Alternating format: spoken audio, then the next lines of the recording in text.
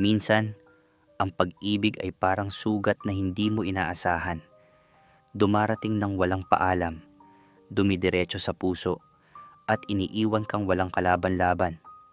Pero ang tunay na lakas ng puso ay hindi nasusukat sa kung gaano kataas ang narating mo, kundi sa kung paano ka muling bumangon matapos kang ibagsak ng sakit. Welcome sa M2M Desires, kung saan binibigyang boses natin ang mga kwento ng pag-ibig, pagnanasa, at mga lihim na hindi madaling ikwento. Mga kwentong minsan ay masakit, minsan ay nagdudulot ng pag-asa at laging totoo. Sa pagpapatuloy ng ating kwento na Ang Tisoy na Kargador, Part 2, samahan niyo akong muling damhin ang mga pait, kilig, at init ng pag-ibig na minsang nasaktan, pero natutong muling bumangon. Kung bago ka pa lang dito sa channel, huwag kalimutang mag-like, mag-subscribe, at i-click ang notification bell para updated ka sa mga bagong kwento natin. At kung nagustuhan mo ito, i-share mo na rin para mas maraming makapakinig at makarelate. At syempre, isang espesyal na pasasalamat at shoutout kay Carlos Bautista. Salamat sa suporta at inspirasyon na patuloy na nagbibigay lakas para maibahagi ang mga ganitong kwento. Handa na ba kayo? Tara, simulan na natin.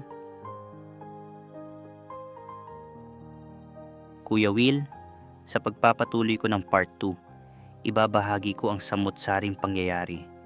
Dahil lahat ng bagay, may sarap, may kilig, at may luha sa huli. Para sa mga katulad kong unang umibig, ang sarap balikan.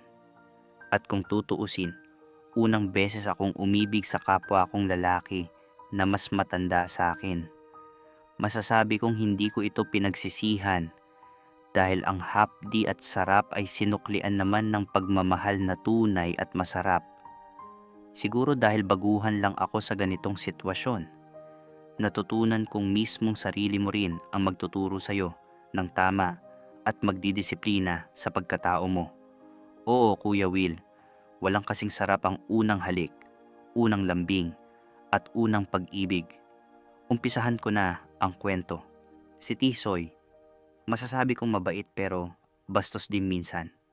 Maasikaso siya, masipag, at marunong makisama. Pero may ugali siyang sobrang masikreto tungkol sa pagkatao niya. Kung sa salita naman, respeto ang kulang sa kanya. Gusto niya palagi siyang nasusunod. Para bang siya ang nagmamando sa relasyon namin. Para sa kanya, laro lang ang bawat takbo ng araw namin. Sa 2 taon naming pagsasama sa Kamalig, para bang siya ang may-ari ng lahat. Lahat ng desisyon hawak niya. Dahil sa kabaitan ko, oo lang ako ng oo. Lahat ng kita namin sa araw-araw, siya ang kumokontrol. Wala naman akong nakikitang mali noong una. Subalit nang lumabis na siya, doon ko naramdaman ang bigat. Sa kanilang lugar, ipinakilala niya ako bilang asawa niya. Ipinagmamalaki niya ako kahit kanino. Pero ako, tahimik lang. Para sa akin, ayos na yon. Wala naman akong nakikitang problema. Yung kapatid ni Tisoy, si Nick, medyo natatakot sa kanya dahil siya ang nagpaaral dito. Minsan, lumapit siya sa akin at sabi, "Brad, boss, yun kasi ang tawag niya sa akin. Tulungan mo naman ako mag-loan sa SSS. Kailangan ko para sa bahay namin. Masyado ng luma, yung dingding at yero sira-sira na napauo naman ako." Alam mo na, Kuya Will, si Nick ay hanggang elementary lang ang natapos at hindi marunong bumasa at sumulat ng maayos. Kaya inayos ko ang loan at naasikaso rin ang bahay nila. Simula noon, si Nick at si Tisoy pareho nang naghahanap buhay. Minsan, tinanong ko si Tisoy, "Brad, bakit ayaw mong isama si Nick sa Kamalig na gulayan?" Sagot niya, "Ay, ayaw ko. Okay na siya sa pangangalakal ng bote. At least, boss niya ang sarili niya. Baka kasi mahulog pa ang loob niya sa'yo." "Grabe, selfish ka talaga." Sagot ko sabay tawa. Lumipas ang mga buwan at sabi ko kay Tisoy, sa susunod na buwan, andito na si tatay at nanay. Makakapagpahinga na ako, saka aasikasuhin ko na rin itong kamalig. Lumang-luma na, kaya ipaparenovate ko. Malaking gastusin pero para sa mga suki natin, hindi na sila mahihirapan sa sira-sirang harapan.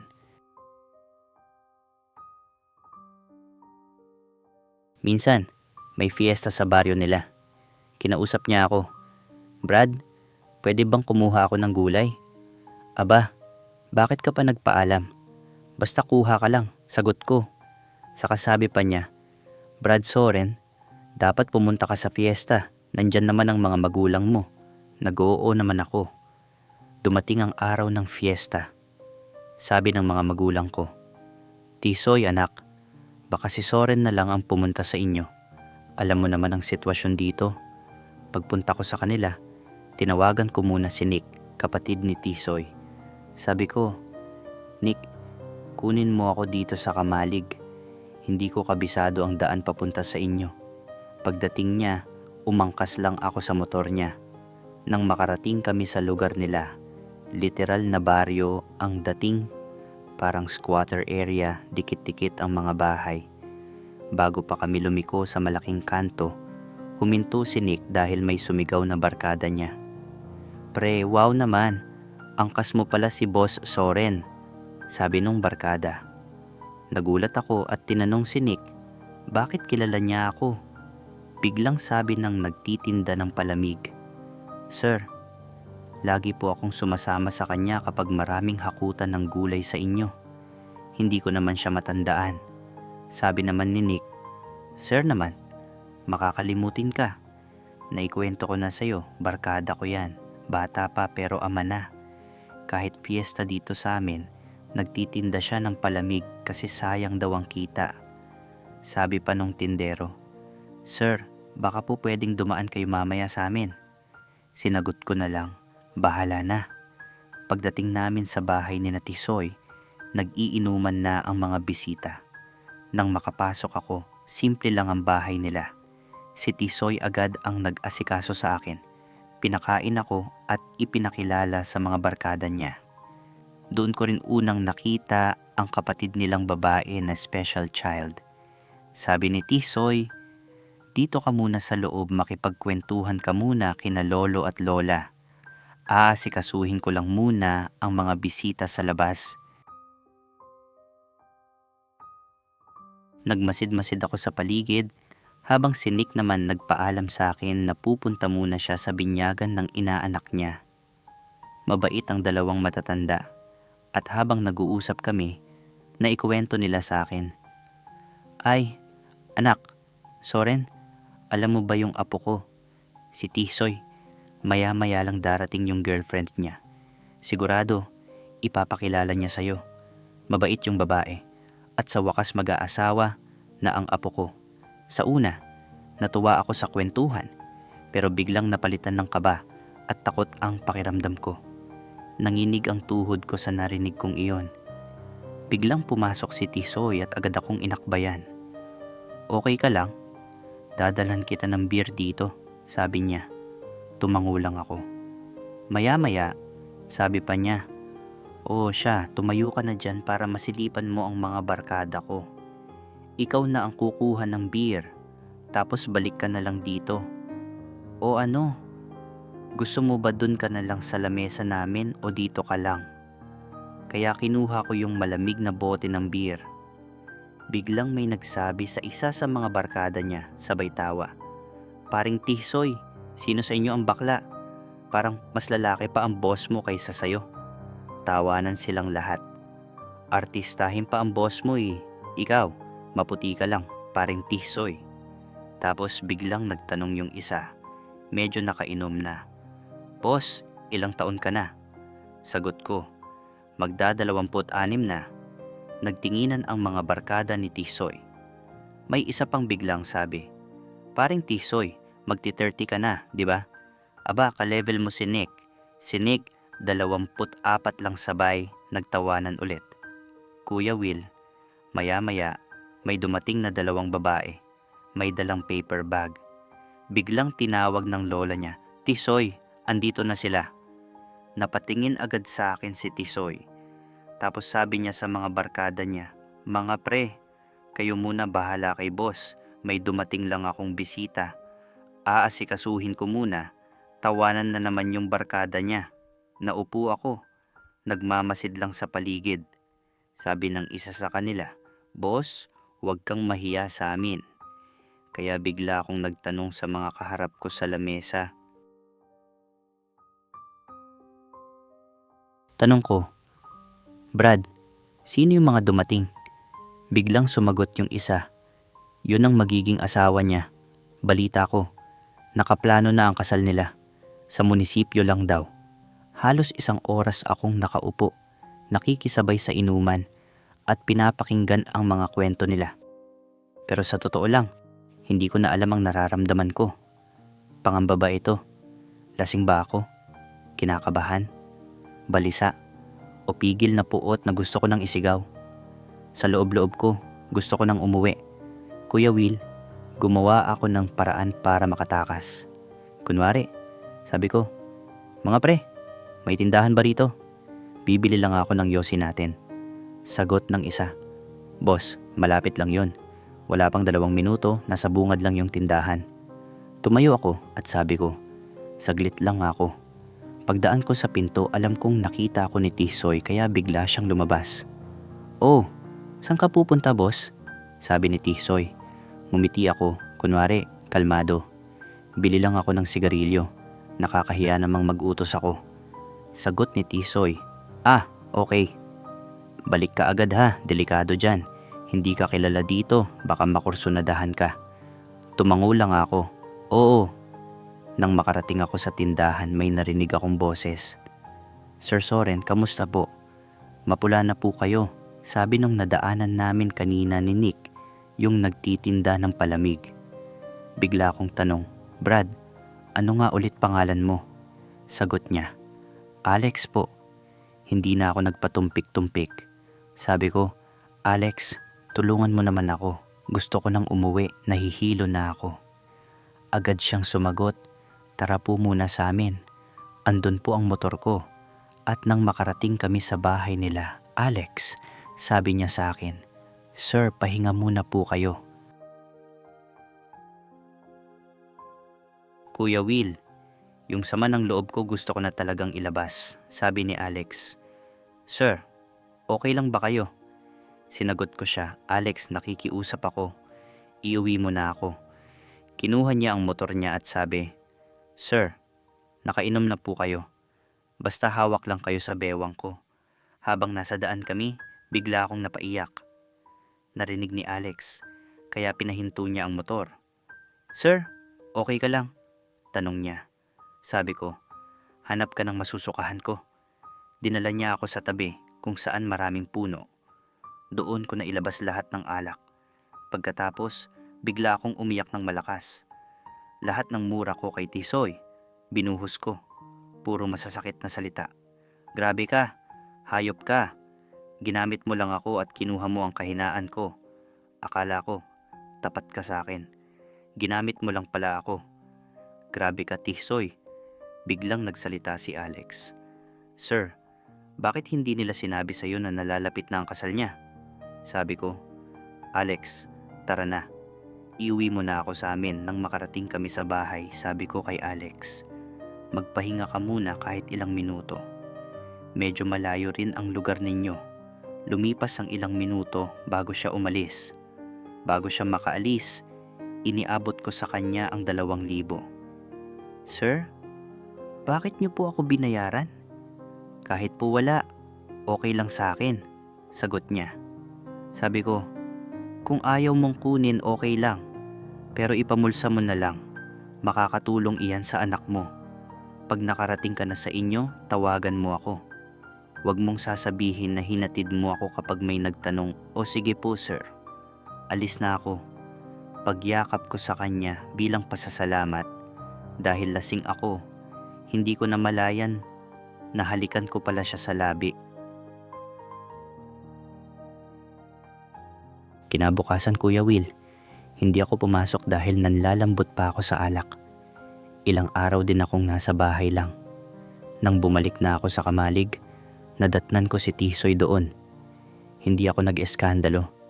Sa halip, isinama ko siya sa bahay para mag-usap kami, puso sa puso. Sabi ko sa kanya, "Tisoy, bakit mo nagawa sa akin na to? Ikakasal ka na pala. Hindi naman ako madamot. Sana noon pa sinabi mo na mag-aasawa ka." Tanging sagot niya, "Brad, naawa ako sa kabaitan mo at natangay ako sa kababaan ng loob mo. Kaya ginawa ko, tinukso kita at pinasok sa buhay ko. Alam ko na may gusto ka sa kapatid ko, kaya hindi ko siya pinatrabaho sa Kamalig. Patawad dahil naging makasarili ako.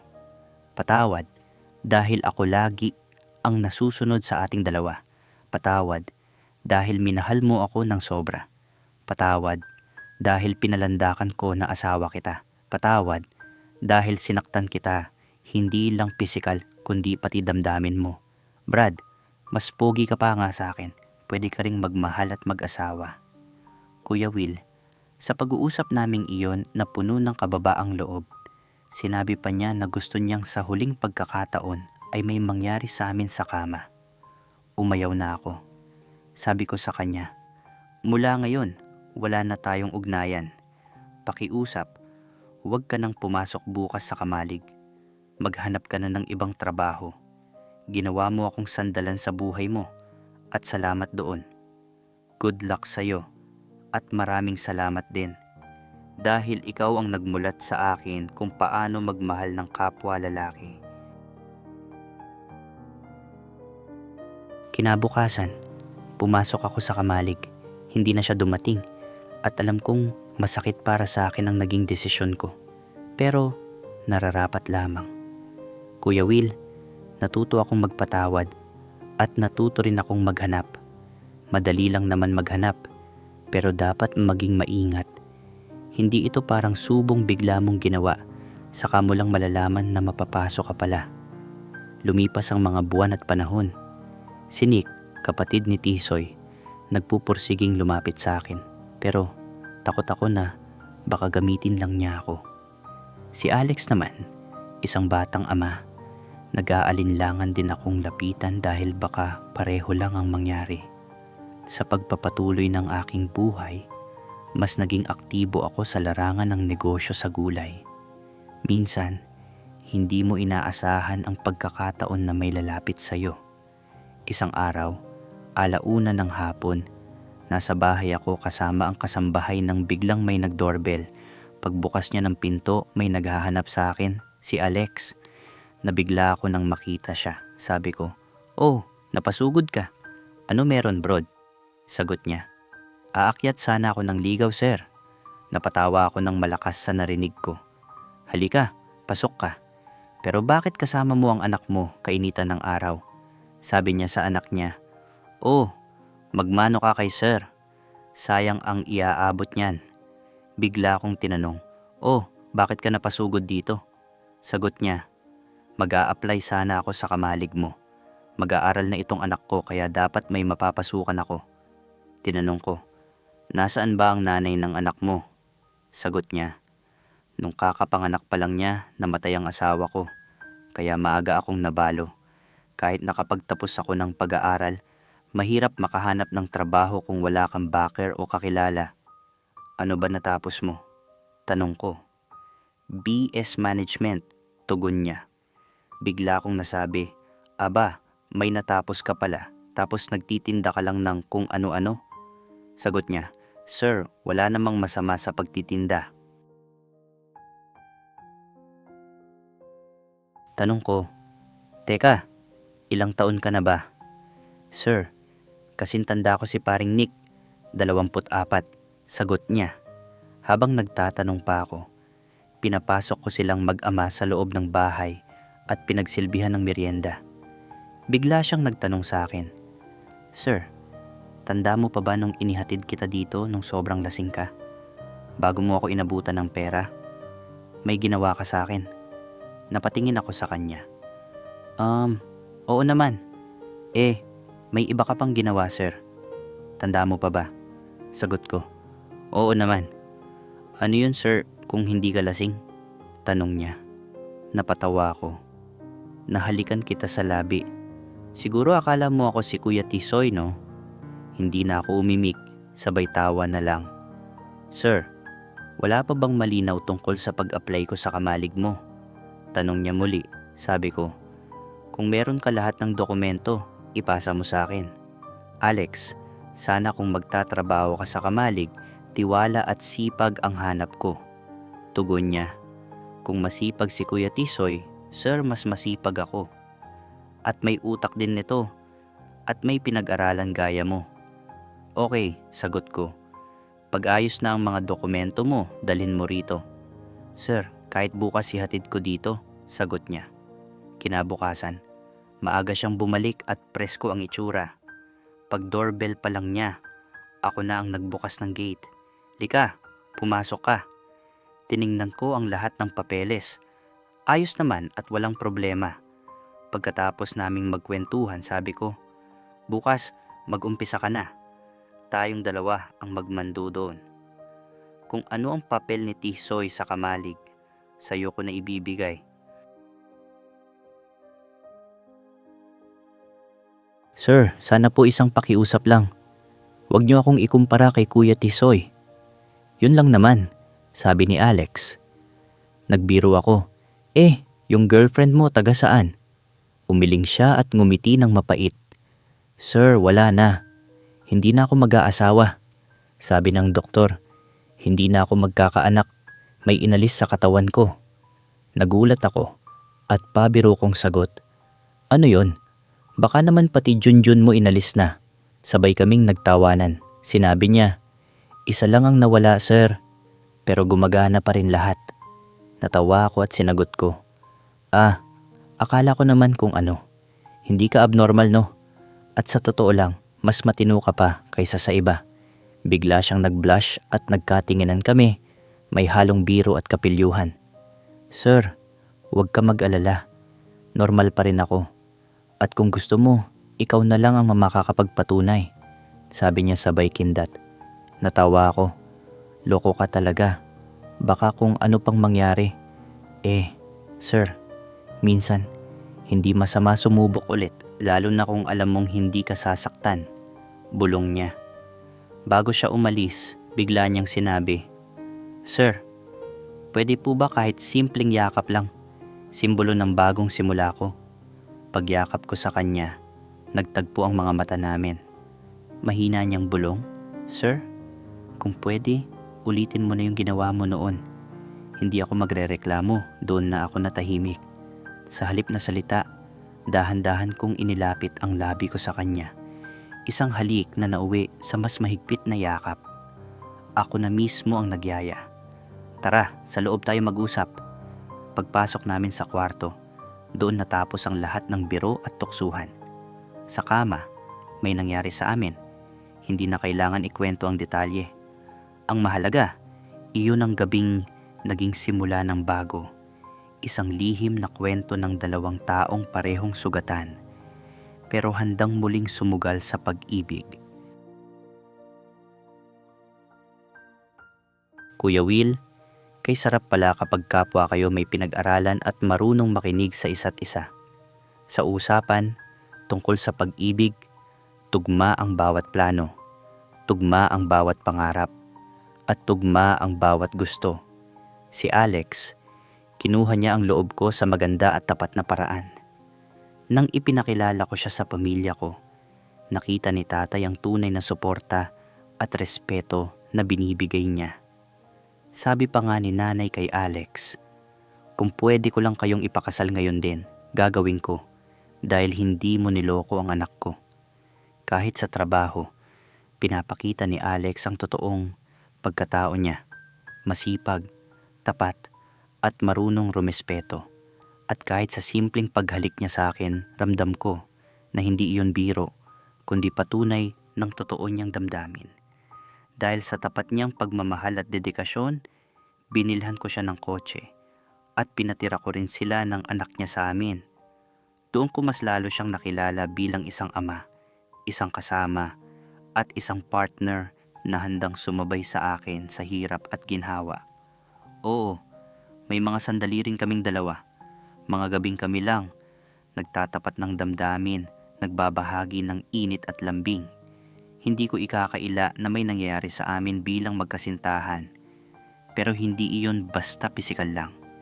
May respeto, may pagpapahalaga, at may kasunduan na pinapahalagahan namin pareho.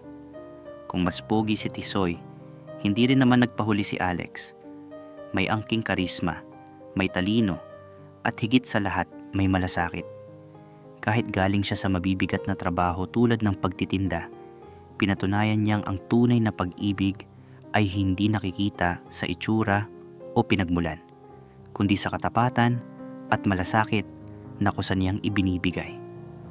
Ang natutunan ko, Kuya Will, ang pag-ibig mahiwaga pala. Dumarating ito sa oras na hindi mo inaasahan at sa taong hindi mo akalaing magpapaligaya sa'yo. Maraming salamat po, Kuya Will, sa pagbibigay ng espasyo para maibahagi ko ang kwento ng buhay ko. God bless. Habang ikinukwento ni Soren ang lahat ng pinagdaanan niya, ramdam ko rin ang bigat at gaan ng kanyang puso. Nakita natin kung paano niya ibinuhos ang buong sarili kay Tisoy.